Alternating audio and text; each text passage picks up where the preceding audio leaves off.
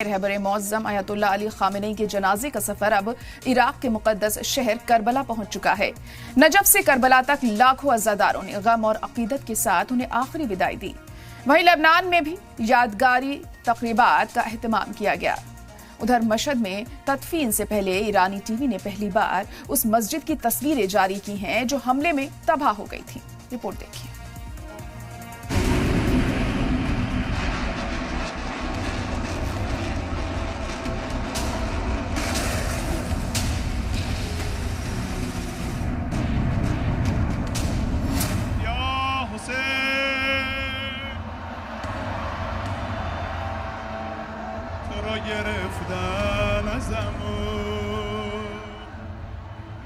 रहबर Muazzam Ayatollah Ali Khamenei के जनाजे का सफर अब अपने अहम मरहले में दाखिल हो चुका है।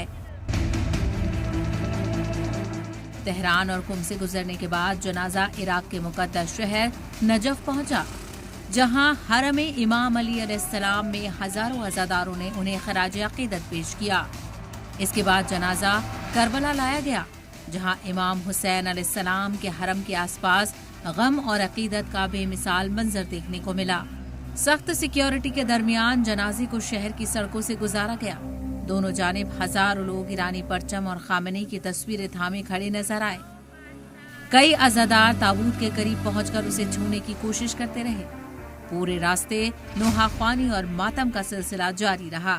ईरानी सदर मसूद पेज़ेश्कियान और वजीर खारजा अब्बास अरागची भी इराक के जनाजे की शुरुआती मरहलों में शरीक रहे। ईरानी क़यादत ने इस सफर को सिर्फ एक तदफीन नहीं बल्कि इत्तेहाद और अक़ीदत की अलामत करार दिया। गम का ये सिलसिला सिर्फ ईरान और इराक तक महदूद नहीं रहा। लेबनान के बैरूत में हिज़्बुल्लाह के हामी, जिनमें ख़वातीन और बच्चे भी शामिल थे, बड़ी तादाद में जमा हुए। उन्होंने ख़ामेनी को खराज अक़ीदत पेश करते हुए उस रास्ते को जारी रखने का अहद दोहराया। उधर ईरानी स्टेट टेलीविजन ने पहली बार उन तबाहज़दा मंजरों का वीडियो जारी किया जिनमें ख़ामेनी के रिहायशी कंपाउंड के अंदर मौजूद मस्जिद हमले के बाद पूरी तरह मुनहदिम दिखाई दे रही है। ये तस्वीरें उनकी पैदाइशी शहर मशहद में तदफीन से ठीक एक दिन पहले जारी की गई। याद रहे कि अयतुल्लाह अली ख़ामेनी 28 फरवरी को अमेरिकी और इजरायली हमलों में शहीद हो गए थे। इन हमलों में उनके खानदान के कई अफराद और ईरान की आला फौजी व सियासी क़यादत के कई अहम लोग भी हलाक हुए थे।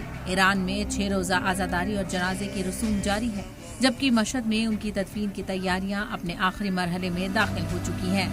ब्यूरो रिपोर्ट, सलाम टीवी।